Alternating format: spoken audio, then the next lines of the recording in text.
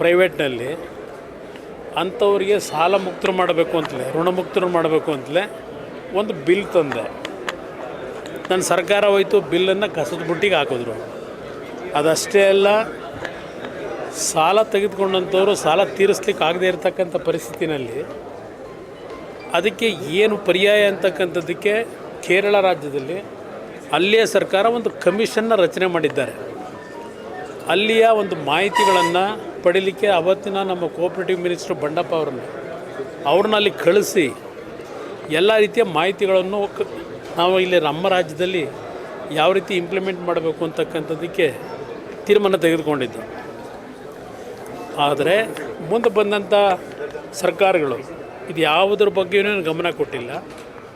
ಇವತ್ತು ಹಲವಾರು ಕಡೆ ಈ ಮೈಕ್ರೋ ಫೈನಾನ್ಸ್ಗಳು ವಿತೌಟ್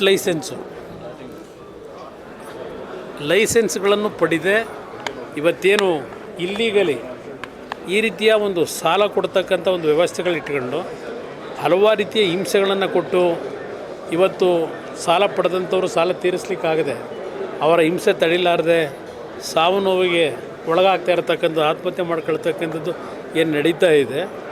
ಸರ್ಕಾರಕ್ಕೆ ಈಗಲೂ ಹೇಳ್ತೇನೆ, ತಕ್ಷಣ ಇದರ ಬಗ್ಗೆ ಎಷ್ಟು ದಿನ ಆಯ್ತು ಈಗಾಗಲೇ ಇದರ ಬಗ್ಗೆ ಬಂದು ಚಾಮರಾಜನಗರದಲ್ಲೇ ಮುಖ್ಯಮಂತ್ರಿಗಳು ಹೇಳ್ತಾರೆ, ನಾನು 28 ಬಾರಿನೋ 30 ಬಾರಿನೋ ಚಾಮರಾಜನಗರ ಭೇಟಿ ಕೊಟ್ಟೆ, ಚಾಮರಾಜನಗರಕ್ಕೆ ಭೇಟಿ ಕೊಟ್ಟ ತಕ್ಷಣ ಅಧಿಕಾರ ಹೋಗುತ್ತೆ ಅಂತಾರೆ, ನಾನು ಇನ್ನೂ ಗಟ್ಟಿಯಾಗಿದ್ದೀನಿ ಅಂತೇಳಿ.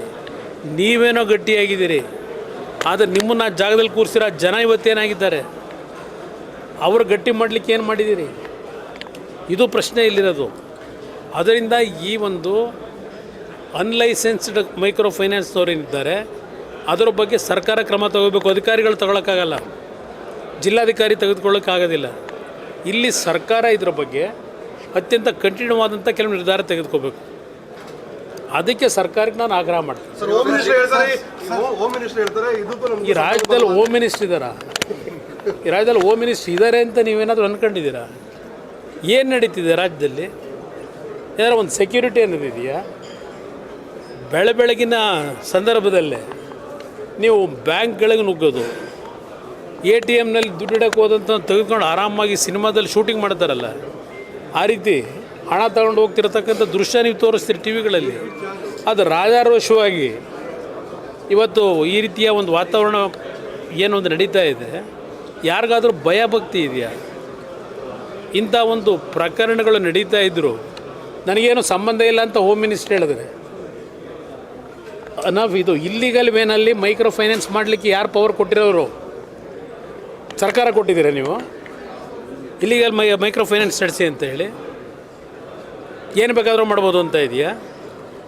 ಇವತ್ತು ರಾಷ್ಟ್ರೀಕೃತ ಬ್ಯಾಂಕ್ಗಳಲ್ಲಿರ್ಬೋದು, ಕೋಆಪರೇಟಿವ್ ಬ್ಯಾಂಕ್ಗಳಲ್ಲಿ ನೀವು ಸರಿಯಾದ ರೀತಿ ಸಾಲಗಳು ಕೊಟ್ಟರೆ ಮೈಕ್ರೋ ಫೈನಾನ್ಸ್ಗೆ ಯಾಕೆ ಹೋಗ್ತಾರೆ?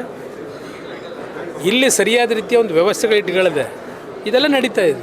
GT ದೇವೇಗೌಡರು ಅವ್ರು ಯಾರು ಬಿಡ್ರಿ, ಅವ್ರ ಬಗ್ಗೆ ಈಗ ಚರ್ಚೆ ಮಾಡಿ